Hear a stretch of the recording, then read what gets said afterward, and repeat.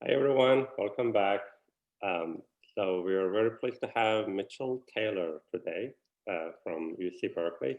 Mitchell is a graduate student there, but he's currently hunkered down in Edmonton. That's where he was from. And he's speaking today on free Banach lattices, subspace structure, and basic sequences. Mitchell? Yeah. Thank you very much for the introduction invitation and the, of course, great idea of having these webinars. It's been very nice. So yeah, so as mentioned, I'm going to talk about free Banach lattices. So this is something Pedro had talked about in an earlier webinar. And all this is joint work with Pedro, Timur, and Vladimir. Okay.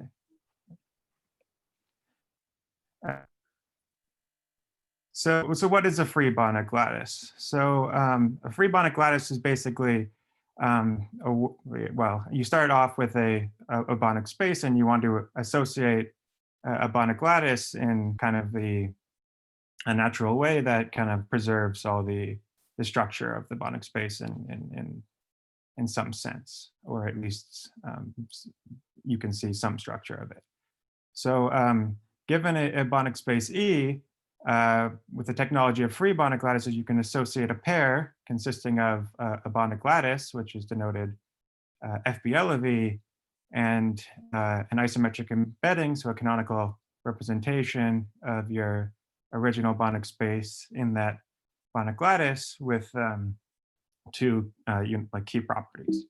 So the first property is the extension property. So whenever you have a bounded linear operator T taking you from E into a Banach lattice, then you can always extend this map uniquely to the free space as a lattice homomorphism. So so that's what it means in some sense to be free, is that you can always extend arbitrary maps from your Banach space, which is the lower structured space, into Banach lattices, the more structured space, uniquely to a homomorphism.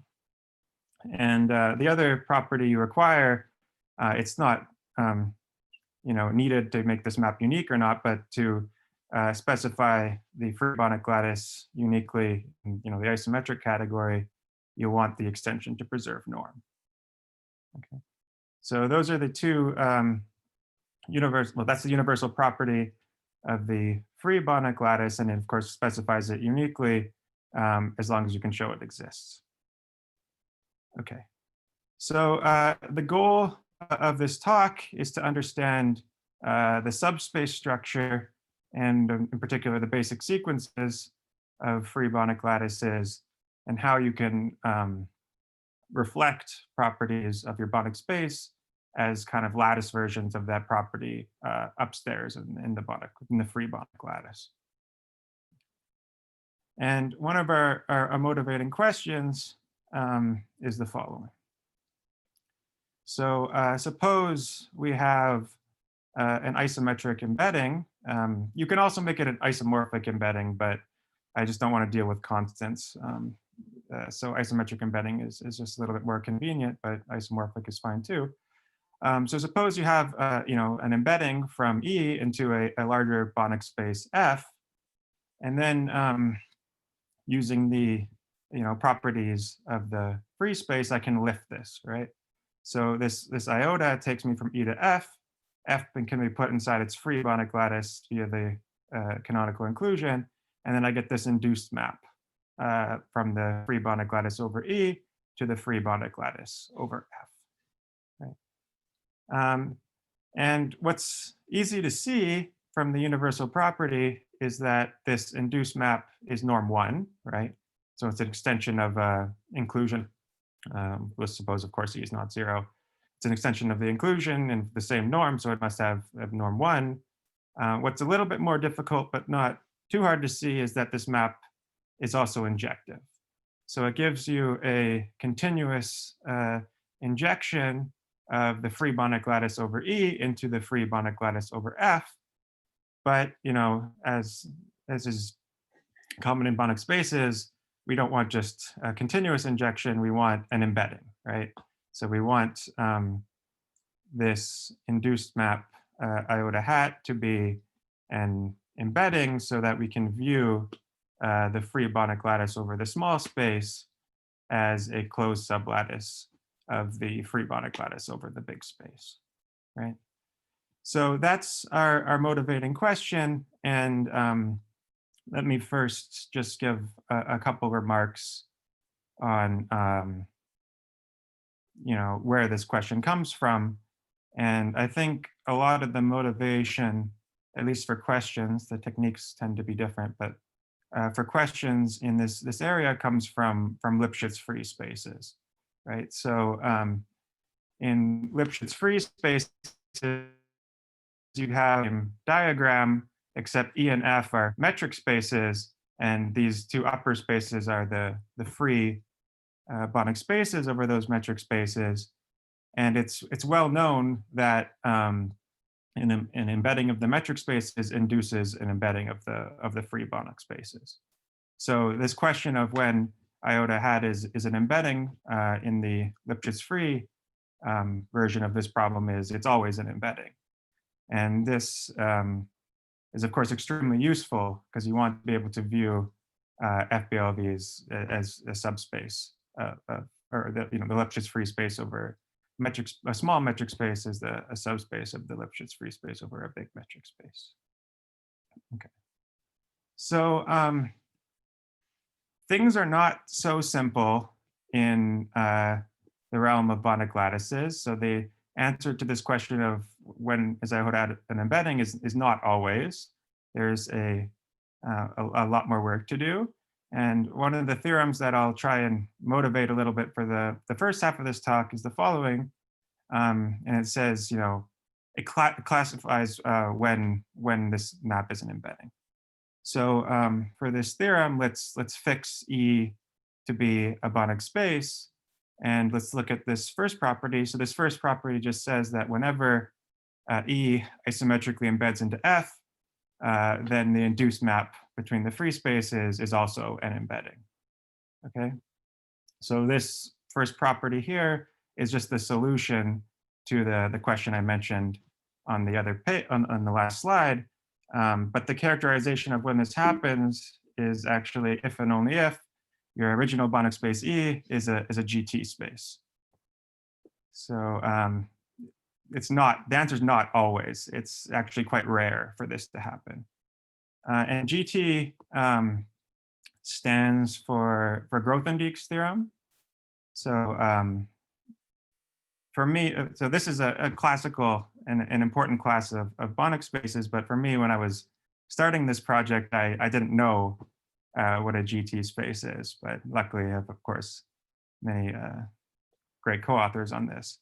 And of course, but it is a natural class of Banach spaces, and there's many references for these. But let me talk to you so a little bit about why you should come to a result like this, and why Grothendieck comes into the picture.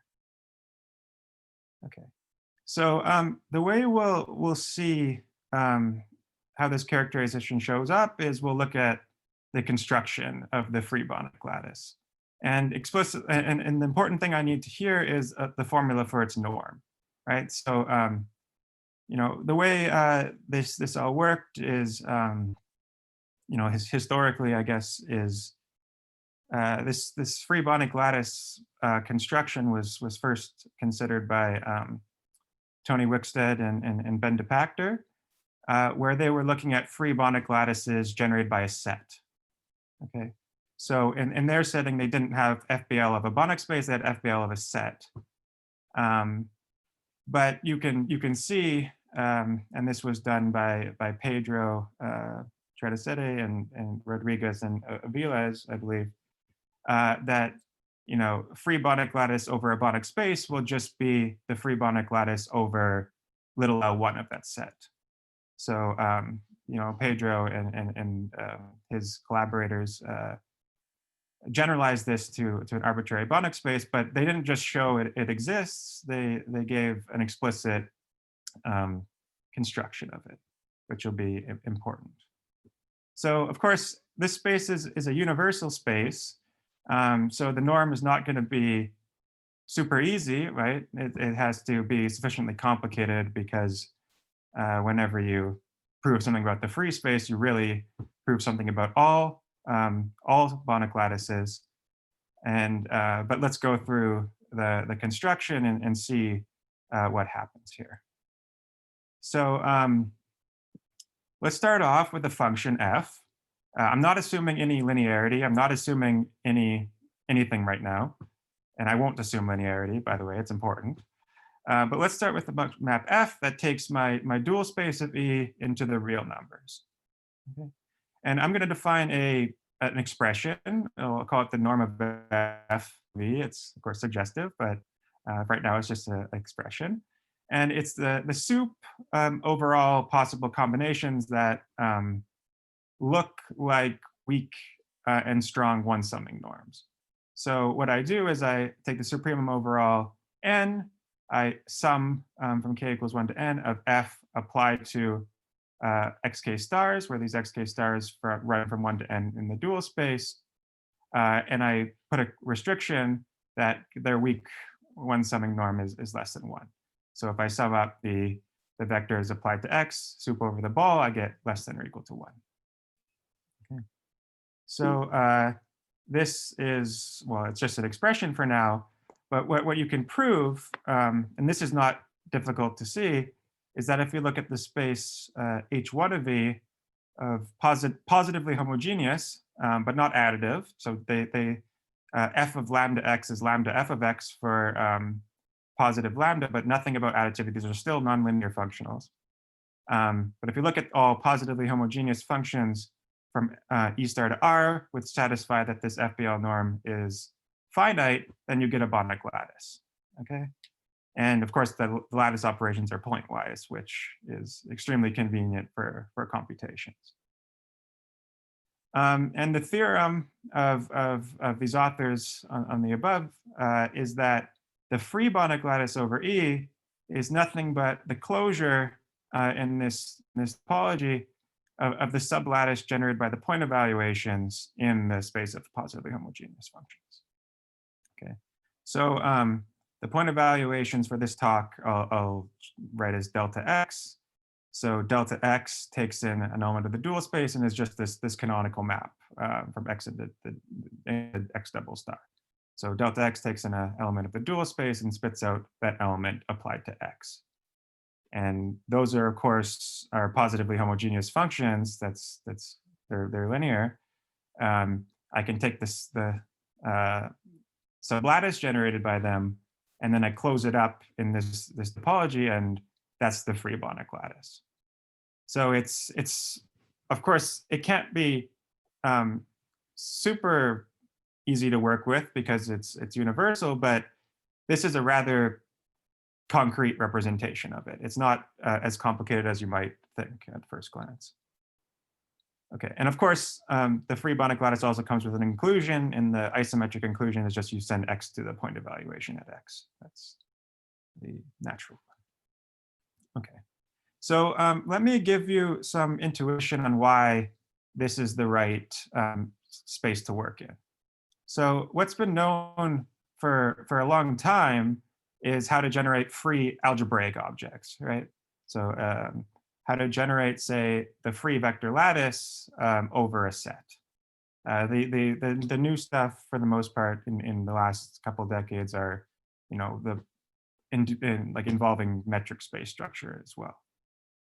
But yeah, so it's actually a classical result in vector lattices that the free vector lattice over a set is nothing but the sublattice generated by these point evaluations in R to the A.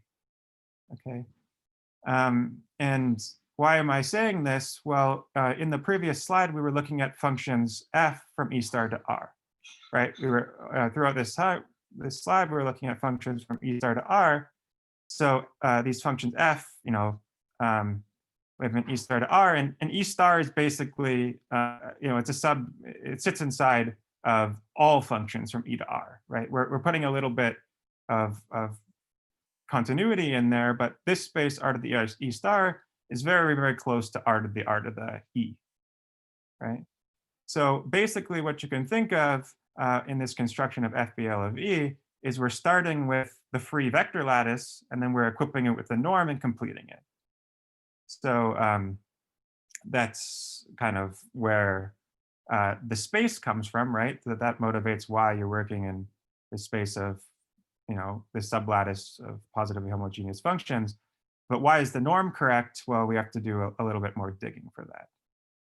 So before that, I'll just say that it's easy to see that FBL of E exists, and it must necessarily be the completion of the free vector lattice under a maximal lattice norm, right? And the way you see this is any map from E into a Banach lattice, then by the property of the free vector lattice, it extends to the free vector lattice, and then I want to extend it to the completion, but I need the map to be continuous, so let's put on the maximal possible norm on the free vector lattice, and that will mean that all maps will have the best chance of having the map to be continuous and extend to the completion. Right? So that should motivate, I hope, why this spaces work out. And let's now think about why the norm I said is actually the free norm. Okay. So we do this by looking into at finite dimensional spaces. So let's just start off, forget everything that's happened so far, and let's start off with an operator T, which takes my Banach space E into a finite dimensional L1 space, okay, for some n and n. And if I write the canonical basis of little L1n as Ek, then I have a very explicit expression for what T has to be, right? It's a finite rank operator. It's easy to see that T applied to X is just, I take the coefficient functionals, T star of Ek star, and then sum them up, right? I'm mapping into a finite dimensional space. It's just represented in terms of the basis. This is very easy to see. But the form of is important. So Tx can just be written as a sum of coefficient functionals applied to X times the basis vectors. Okay. So, right.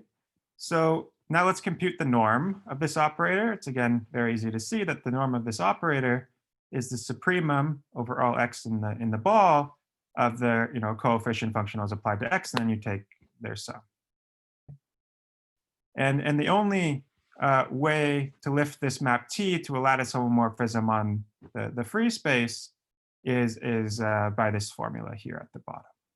So you can think of this as, this R to the E star is more or less the free vector lattice, and it must admit a unique extension. But for such a simple map like T, we have an explicit formula for it.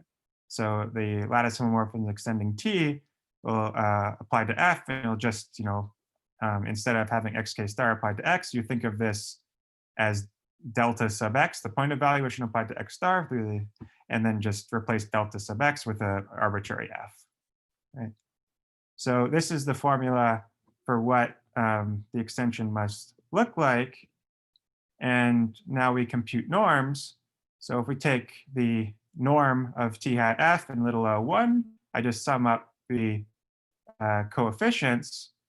But since I equipped this space with the maximal norm, and let's assume it's bounded, it admits an extension, I can take the norm of T hat times the norm of F in the free norm, and then I can write down my well, I computed the norm of T hat, or I computed the norm of T, but the norm of T is the same as the norm of T hat by the property of the free space, and I can write down the norm of T hat right here. Okay, so this gives me a formula.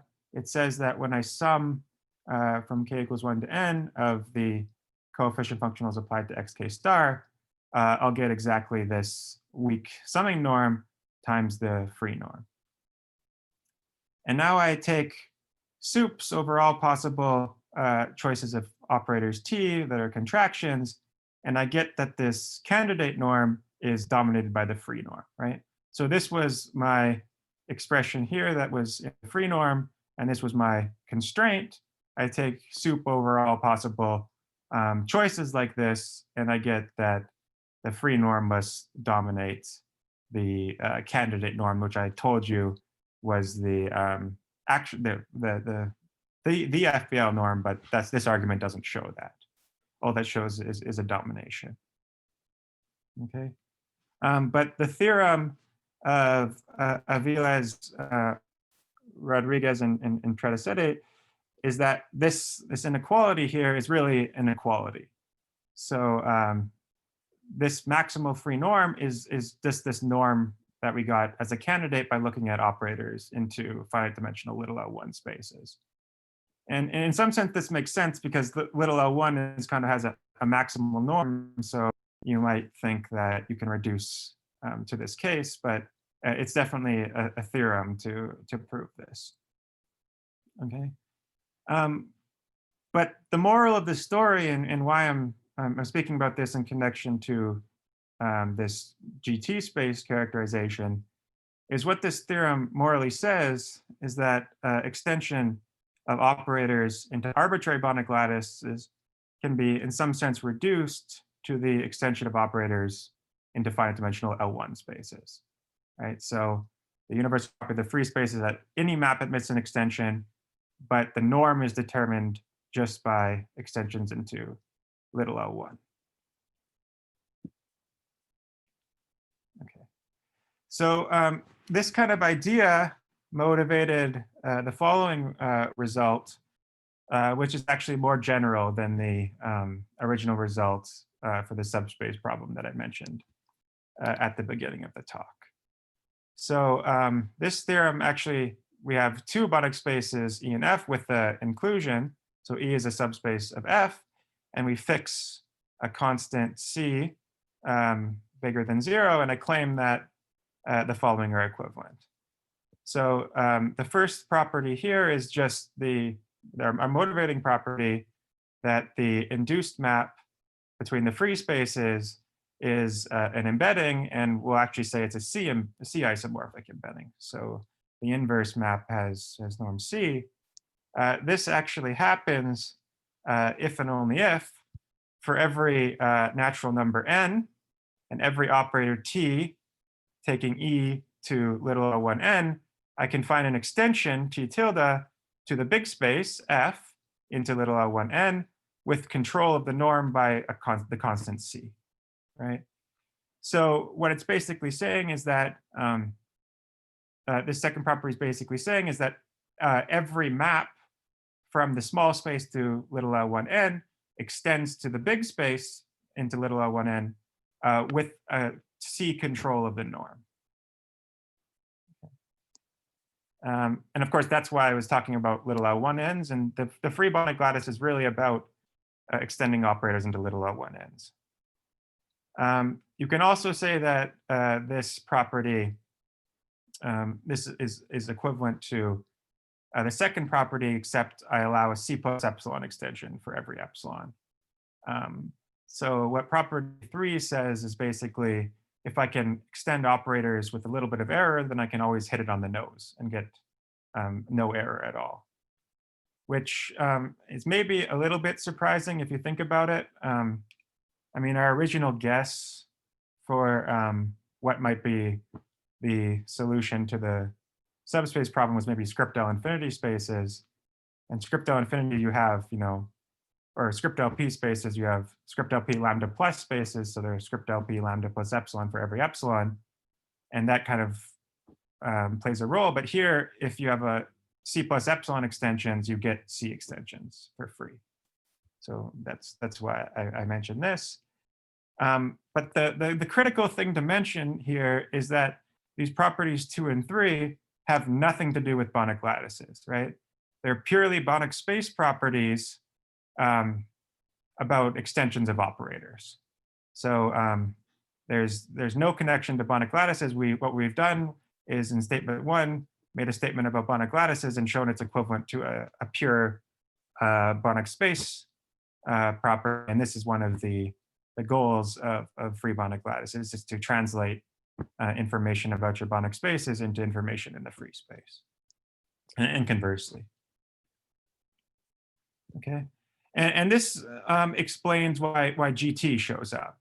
So one, if you look in some monographs of PZA or something like this, you can see that Grothendieck's theorem spaces have many characterizations, but one characterization of these spaces is that they allow uniform extension of operators into L1n. So I just apply this theorem where I now let f vary and fix E, and this will exactly reduce me to GT spaces. So hopefully this explains a little bit why GT spaces show up and why extension of operators plays a role. Okay. So, for us, this was really, so this did give a complete answer to the subspace problem, but you still want to look at many examples of this, right? So what are embeddings from E to F where I can lift operators? And I won't talk about in this talk, but you can say many things about this when it comes to examples, stability under duality and ultrapowers, connections to operator ideals, and many things. What I do want to talk about slightly is a story that happens, well, how the story becomes richer when you expand the notion of free Banach lattice slightly. Okay. Because in all these theorems, little L1 was playing a role.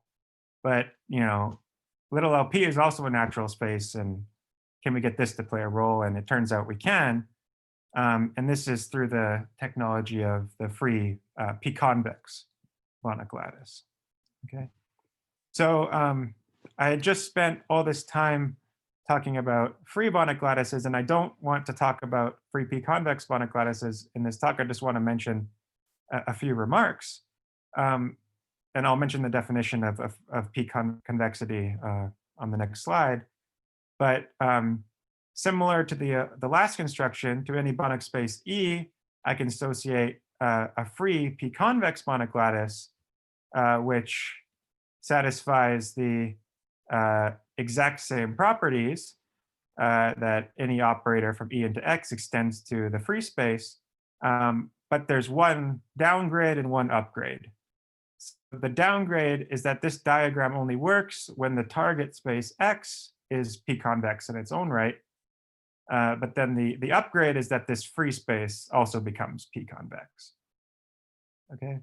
So if you don't know what p-convexity is, that's perfectly fine. I'm going to define it on the next page, but I'm also not going to go into it deeply. I'm just going to mention kind of the changes that happen in this setting. And of course, yeah, okay. So yeah, so p-convexity is another classical Banach lattice property. And it just says that if you take the p sum and then take norm, you'll get a domination by taking the norm of the p sums, right? So this expression on the left is defined in a standard way via function calculus, and it just requires a one-sided estimate here. And you can you can put a constant in here, but we've normalized it to 1. That's no issue. Okay.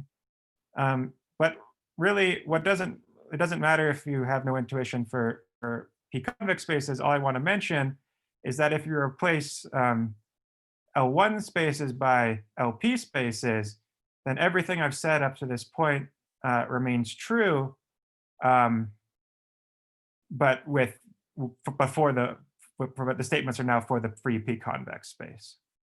So in particular, the norm of this space, and I ran out of space on my slide, so I just write a subscript p instead of FBLP.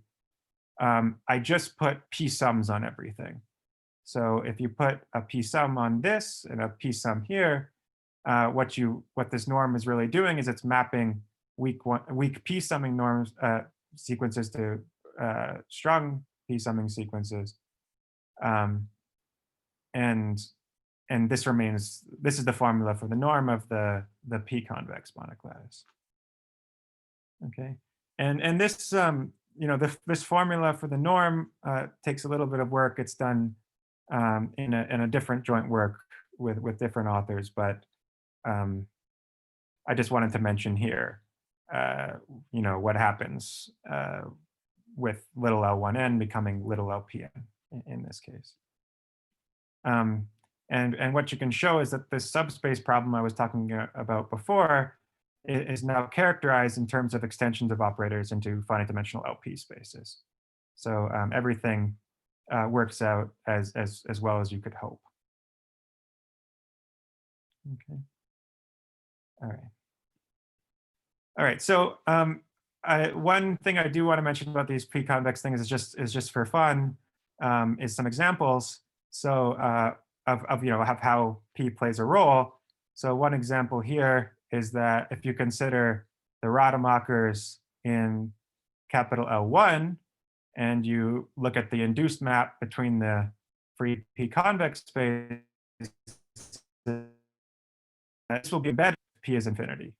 So that's one example of a natural inclusion where the embedding doesn't lift to the free spaces. On the other hand, if you look at the Rademachers in L infinity, you get a different answer. You get that this induced map is an embedding if and only if p is at least 2. So you get you get a different answer, which is kind of interesting. And of course, for all the other LQs with q between 1 and infinity, there's no issues at all because the Rademachers are complemented, and it's easy to see, that operators extend to complemented. If you're setting complementarily, then you can always extend operators. That's not an issue. Okay. All right. So that's the first half of the talk on subspaces, and now I think I will talk about basic sequences, and actually there's connections between the study of basic sequences and the subspace structure. Okay. So for this second half of the talk, to fix some notation, xk will be a basis, so I just mean a Schauder basis of a Banach space E, and as usual, delta xk will denote the canonical copy in the free space, right? So yeah, so that's kind of self-explanatory. What we're gonna look at is the sequence of moduli. So what we're gonna do is, so E is a Banach space. There's no lattice operations, but when we view xk in the free space as delta xk, we're sitting inside a Banach lattice, so there are lattice operations. What we're going to do is we're going to take the modulus of this sequence in the free space. Okay, and we're going to study these properties, and I'll tell you in a minute why we're studying these properties, the property of this sequence, because it will give us information. All right. So the first thing we want to do is note one important property is that this sequence is always basic. So if I start off with a basis of a Banach space E, I take the modulus in the free space, I get back a basic sequence. And the way you show this is, a basis is really equivalent to a sequence of basis projections, and using the universal property of the free space, I can always extend the basis projections as lattice homomorphisms. Lattice homomorphisms commute with the modulus, so these act perfectly well as basis projections for the sequence of moduli. Okay, so it's just lifting. There's nothing deep about this. It's just lifting the basis projections. Okay, so we're interested in understanding the behavior of the moduli of a sequence for various natural bases. Okay, so and this whole line of research, or how I got interested in it, was based on results of, this is not the full theorem of Vilas, Tradacete, and Villanueva, but this is part of it. And it's about how you can characterize these sequences and what good it has as well. So this theorem of Antonio, Pedro, and Ignacio is that if you let xk be the canonical basis of C0, and then I look at the modulus of this sequence in the free Banach lattice over C0, I actually get a copy of Hilbert space. So I build a copy of Hilbert space out of a copy of C0 by just taking modulus in the free space. So I found this to be extremely intriguing result, but it also has corollaries.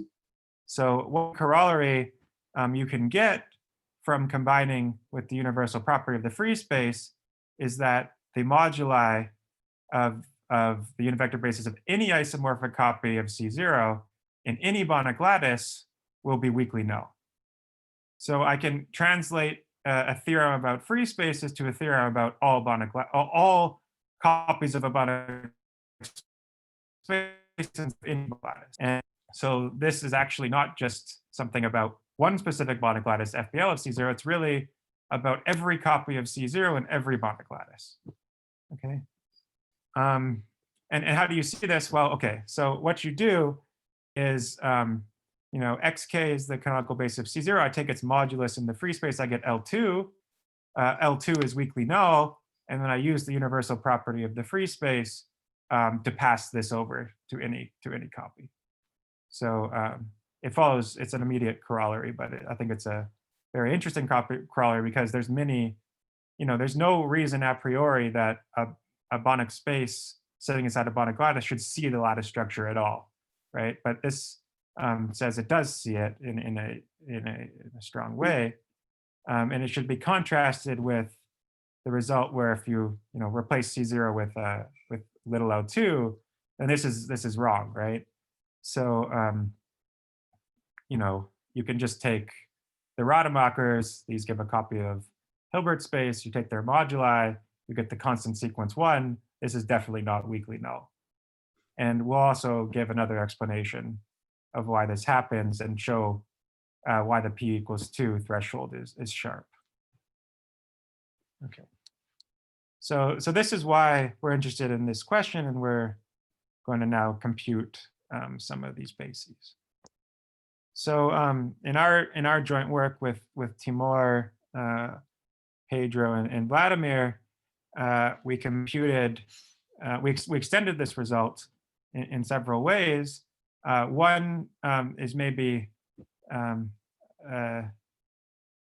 was slightly expected, maybe not, but actually the above theorem works in any of the free p-convex spaces as long as p is finite. So if I look at if I look at the modulus of the unit vector basis of C0 in any of these spaces, I'll get Hilbert space no matter what p is. So that takes a little bit of work, but what I think is more interesting is the following rigidity result.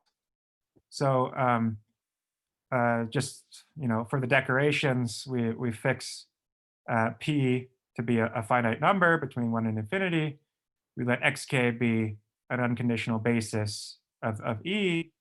I look at the sequence of moduli in the free space, and I know if I started with C0, I'd get L2, but what we were actually able to show that's the only way to get L2. So there's a rigidity result here, that if I know that the sequence of moduli gives L2, then I can deduce that the sequence was originally C0, which is much more rigid than the previous result, right? We knew that the moduli of C0 had to give some basis and we computed it to be L2, but the remarkable thing is that that's not a coincidence. It's the only way to build a Hilbert space via this method. Okay. All right, so I just talked about starting with C0 and getting L2. Now, what happens if I start with L2? So what happens if I start with L2 and take its modulus? What do I get? And for simplicity of this talk, I'll now drop any dependence on P, just to make things cleaner, but the results work as well in this setting. All right.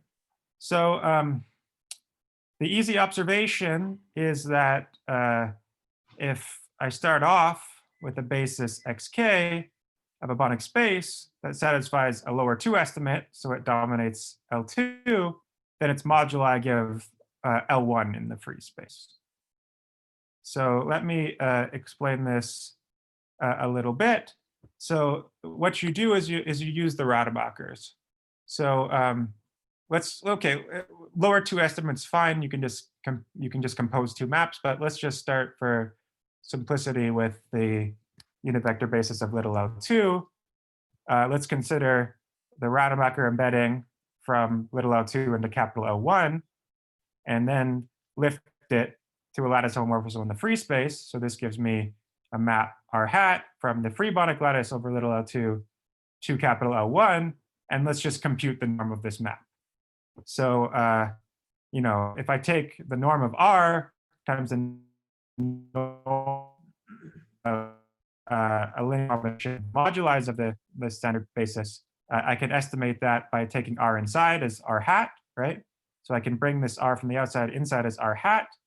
R hat's a lattice homomorphism, I can put it all the way on to the deltas, but R hat on the deltas will just give me back the Rademachers because it's extension of this map R, and the Rademachers have modulus constant function 1, so I'm just end up summing up the AKs because I now have reduced everything to, I've killed all dependence, and okay, now on the right-hand side I get the sum of the AKs, not the sum of the absolute values, but it's easy to put in the absolute values. That's no problem. But this is not a difficult result. What's more surprising is what it inspired, and that's that this is the only way to get L1. So if you take any unconditional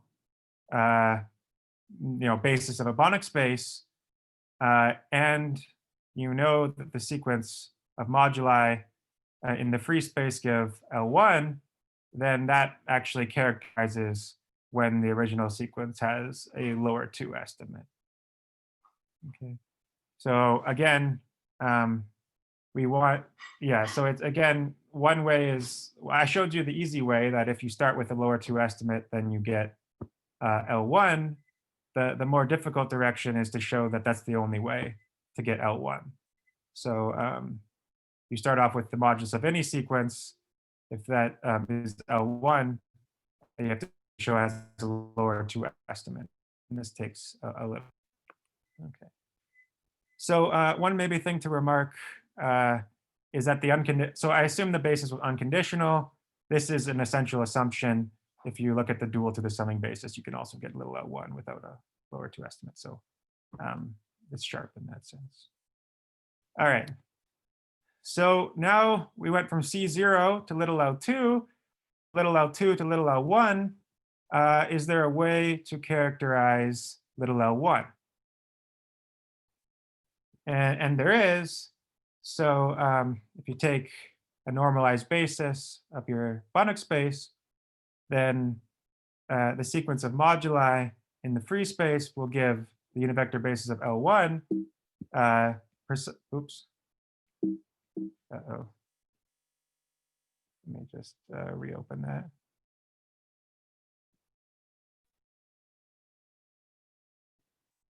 Oh, what the heck's going on? Okay. Precisely when xk is equivalent to its modulus. So what this theorem says, it should be in the reverse. So the only fixed point of this map that sends xk to its modulus is little L1. So what it says is that when I take the modulus of a vector in its free space, I always change the structure of the Banach space. I always get a different basis, unless I'm little L1. So it's always mixing or regularizing the structure of your space when you take its modulus in the free space. And the proof of this is actually very easy. and I can explain it in a couple lines. So suppose we have a basis of xk, then of course, because C0 is the minimal basis, I get a bounded map from E to C0 by looking at the basis to basis map, right? So I just send xk to ek. And now what I do is I view this map into FBL of C0. So I take C0 and put it into its free space, and I compose this map. So now I get a map T taking me from E to the free Banach lattice over C0. And now I extend this map to a lattice homomorphism from FBL of E to FBL of C0. Okay. So that's what I'm doing here. I extend this map, and now I compute. So my assumption was the basis xk was equivalent to its modulus. So this first equivalence is by assumption. Now I look at my extended map, and it sends xk to ek. So it sends the modulus of delta xk to the modulus of delta ek. So I get this inequality because the map is bounded. And now we already computed C0, right? So I said C0 gives L2. It's right. C0 gives L2, and actually L2 is the only thing, or C0 is the only thing that gives L2. So now I use the fact that C0 in its free space gives L2 to get this equivalence with the two norm of this, right? But what have I done? I've started with my basis x here. I looked at ak xk, and now I'm dominating little L2. So I've just built myself a lower L2 estimate. So now I can apply this logic again, but replace C0 with little L2, because now I have a lower 2 estimate, and now use the fact that little L2 gives L1 in its free space, and get that my sequence dominates L1, so it is L1. Okay. So you can just combine these results to get this. All right. And this has, so how am I doing on time? Do I just have a couple more minutes? Yeah, 3 more minutes. Okay, so maybe I'll skip this. This has some corollaries, but yeah, okay. So maybe one thing I should mention is that we actually know a general formula for these expressions. So actually, if you take any sequence of vectors x1 to xn, and you build the basis to basis map, taking L infinity n to e, then we have a formula for how the modulus behaves, and in terms of one summing operators. Okay. So this is one way to compute in the free spaces in terms of one summing operators. And what this does actually is allows us to recover some known results. So it was a theorem of Pedro, Ignacio, and Antonio that this is what the rest of the p's do. So I told you about p equals 2 and C0, and this is actually the general picture. So if you are, so on the bottom here, I have little lp. On the top, I have its copy in the free space. If p is between 1 and 2, the copy in the free space gives me little l1. And then once you go past 2, you no longer have a lower 2 estimate, so you don't get L2, but you start to grow, and you go up this curve, and this curve ends up asymptoting at 2, and it actually reaches 2 at C0, because C0 gives Hilbert space. So there's actually a complete picture of how this works, and there's now multiple proofs of it. So the original proof was using, Grothendieck-Krivine type stuff in Walsh matrices, but we can also read it off from one summing norms of basis to basis maps. Okay. So there's one last result I want to talk about that connects with the subspace problem, and that's that throughout, I've assumed that xk is a basis of my Banach space E, right? But what happens if it's just a basic sequence? So you might think, okay, there's not much that's going to happen, but we know that the free Banach lattices are very unstable under subspaces. So one result we have in this direction is that if you take xk to be a basic sequence in a C of k space, which is equivalent to Hilbert space, so you start off with a Hilbert space inside a C of k space, then actually the moduli give back Hilbert space in the free Banach lattice over that C of k space. Okay. So this is quite surprising because the only basis equivalent to its modulus in the free space is little L1, but now I'm saying there's many sequence equivalent to their moduli.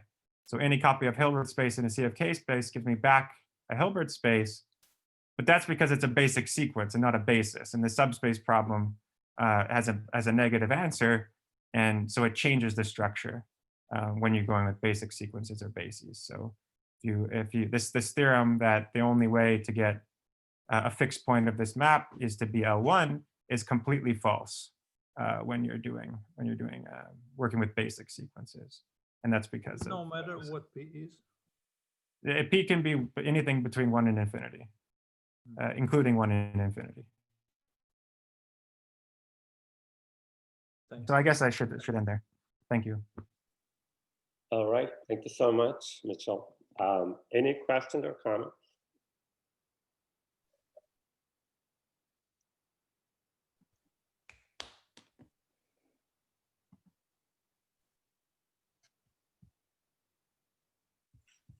I think you covered everything perfectly. No comments or questions. All right. If not, thanks again for the talk, for the beautiful talk, and well, we can continue chat after this. So.